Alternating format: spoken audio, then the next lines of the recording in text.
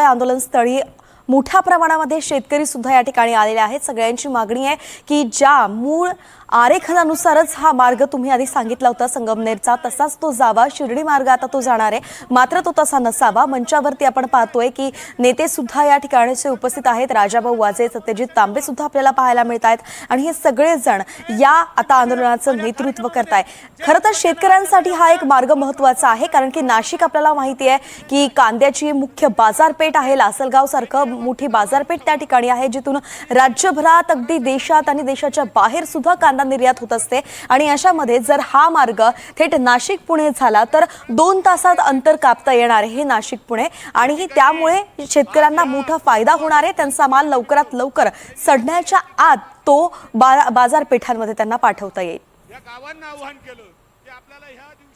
तर शिर्डीतून याचा आढावा घेतलेला आहे आमचे प्रतिनिधी सुनील दवंगे यांनी, पाहूयात।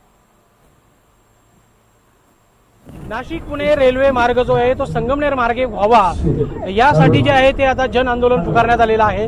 हिवरगाव पावसा येथे बाळासाहेब थोरात, सत्यजित तांबे यांच्या माध्यमातून लोकप्रतिनिधींना एकत्र करत रास्ता रोको आणि चक्काजाम आंदोलन या ठिकाणी करण्यात येणार आहे। साधारण 99 हेक्टर क्षेत्र जे आहेत यासाठी भूसंपादित करण्यात आलेलं होतं आणि 682 कोटी रुपये निधी यासाठी खर्च करण्यात आलेला होता। महाविकास आघाडीच्या काळामध्ये या रेल्वे मार्गाला मंजुरी मिळाल्यानंतर आता हा रेल्वे मार्ग रद्द करून नगर मार्गे हा रेल्वे मार्ग होणार असल्यानं अकोले संगमनेर तालुक्यातील जी लोक आहेत, शेतकरी आहेत, त्यांनी हे आंदोलन या ठिकाणी पुकारलेलं। आपल्यासोबत काही आंदोलनकर्ते आहेत। मला सांगा नेमकं काय एकंदरीत पार्श्वभूमी आहे, काय अडचणी आहेत? आता एवढ्या अडचणी असं आहे साहेब का आता तिकडं शिर्डीला जवळ राहत्यापाशी शिर्डी जवळ आहे, श्रीरामपूरला रेल्वे, रावरीला रेल्वे, नगरमार्गे, मग त्या मार्गे वळवायचे कारणच काही नाही ना। मग हे काहीतरी जाणून बुजून काही लोकांचा खोडसाळपणा चालला असं आम्हाला वाटतं आणि याच्या पुढं तीव्र आंदोलन करण्यात येईल। नाशिक पुणे हायवे हाच रेल्वे संगमनेर मार्गे झाला पाहिजे, ही अशी आमची ठाम भूमिका आहे आणि याच्या व्यतिरिक्त आम्ही ऐकून घेणार नाही। पुढं काय होईल ते, याच्या पुढं वेगळा परिणाम झाला तरी ते भोगण्याची आमची तयारी। 682 कोटी रुपये जे आहे ते भूसंपादित झालेले आहे, पैसे वितरित झालेले आहे, निधी वितरित झालेला आहे।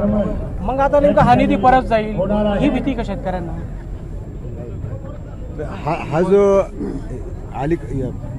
पूर्व भाग जो विकसित झालेला आहे तिकडे याच्या पूर्वी सुद्धा रेल्वेच्या यंत्रणा उभारलेली आहे। आपल्या परिसरात कुठल्याही प्रकारची इकडे रेल्वेचं कुठल्याच प्रकारचा असं मागासलेला भाग आहे हा पश्चिम भाग, त्याच्याकरता त्याच्यामुळे हा रेल्वे रोड या भागानंच गेला पाहिजे संगमनेर मार्गेच पुन्हा नाशिक या भागे। आज नेमकं काय करणार आहात, काय भूमिका आहे? आज आंदोलन आहे, त्या आंदोलनाला माननीय साहेब बाळासाहेब थोरात आहे, जयश्रीताई थोरात आहे, सत्यजित दादा आहे, डॉक्टर साहेब आहे आणि तांबे फॅमिली, परत थोरात तांबे आणि तमाम संगमनेरमधील नागरिकांचा यांच्यावर पूर्ण पाठिंबा आहे। हा पाठिंबा अशासाठी आहे की संगमनेर रेल्वे ही पूर्वीपासून होती, इंग्रजांपासून म्हटलं तर काय हरकत आहे। त्याच्यानंतर बाळासाहेब थोरातांनी सुद्धा याच्यावर पोटावर संघर्ष करून ती रेल्वे आणली, लोकांना पैसे दिले, तिथल्या लोकांची जमीनसुद्धा ॲक्वायर करण्यात आलेली। मग आता ह्या गोष्टी का करतात? संगमनेर हा कधीही पावा संघर्षातच का असो, पाणी प्रश्न असो तर संघर्षात, कोणतीही गोष्ट संगमनेर जिल्हा करायचा असं संगमनेरात। आणि आज रेल्वे जाणार होती आणि ती अचानक कमी करून इथं का घेतली आहे हा एक जनतेने विचार केला पाहिजे।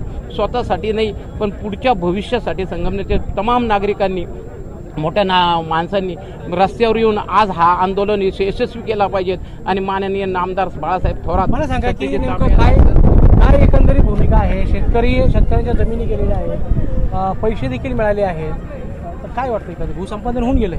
माझं तर असं म्हणणं आहे, आदरणीय लोकनेते माननीय बाळासाहेब थोरात साहेब आणि सत्यजित दादा तांबे, जयश्रीताई थोरात यांच्या नेतृत्वाखाली आज आपण 9 ऑगस्ट क्रांती दिनाच्या दिवशी जे आपण चक्काजाम आंदोलन करतोय, इथून पाठीमागही पण भूसंपादनासाठी 600 कोटी रुपये ह्या तालुक्यामध्ये शेतकऱ्यांना मिळालेले आहेत आणि आज तो रेल्वे मार्ग राजकीय दृष्टीने खालतील्या भागात वळवला जातोय, त्याला आमचा संगमनेर तालुक्याचा पूर्ण विरोध आहे। आणि हा रेल्वे ह्याच मार्गे, कारण हा गोल्डन ट्रायंगल आहे, नाशिकवरून तो पुण्यापर्यंत जाणारे अनेक तालुके आहेत। या तालुक्यांमधले तरुण पिढी, तरुण मुलं पुण्यामध्ये नाशिकमध्ये नोकरीनिमित्त जातात आणि त्या नोकरीच्या निमित्ताने जात असताना येत असताना इथून पाठीमागे हजारो ऍक्सिडेंट ह्या रस्त्याला झालेले आहेत. तर रेल्वे इकडून गेल्यानंतर ऍक्सिडेंटचं प्रमाण हे कमी होईल.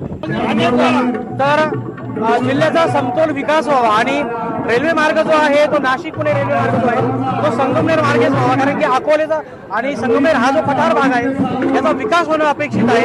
यासाठी हा संघर्ष जो आहे तो या ठिकाणी पुकारलेला आहे. चक्काजाम आंदोलन जे आहे ते सुरू झालेलं आहे. नॅशनल हायवेवरती हा चक्काजाम आंदोलन होण्याची मोठा संघर्ष होण्याची देखील शक्यता वर्तवली जाते. सुनील लवंगे, NDTV मराठी, हिवरगाव, पावसा, अहिल्यानगर.